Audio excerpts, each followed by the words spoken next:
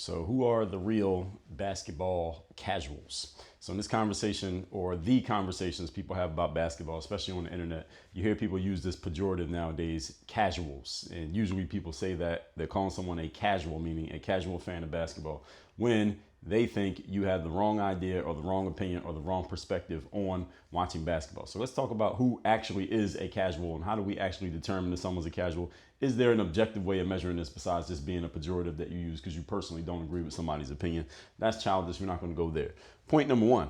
Does it make you a casual because you have not played at a certain level? Because sometimes I hear someone, they will, let's say, object to an opinion given by an NBA player or an NBA coach, and someone defending the player or coach will say, well, hey, that person played in the NBA. Who are you to question them? Well, if that's the frame that we're using, then any of you who has not played basketball at a certain level, such as playing in college or playing professionally, if you have not done that, that makes you a casual. That would pretty much turn all of you into casuals. So we probably can't use this one because that would make every one of you, 99% of you will be casuals because most of you have never played college ball and most of you have never played pro ball. So think about that one for a second. Number two, if you are watching basketball and you're trying to compare or look at the value of a player, we cannot do it just by statistics. There are some players who play who are actual casuals. I hear some of them on podcasts these days talking about how many points they average versus how many points somebody else average, as if that puts them above a person, or I hear fans saying this exact same thing. Understand something. Stats do not necessarily make one player better than another player. There are players out there who scored a lot more points than others, but if you asked all the general managers and all the coaches in the league, which player would you rather have? The guy who averaged 25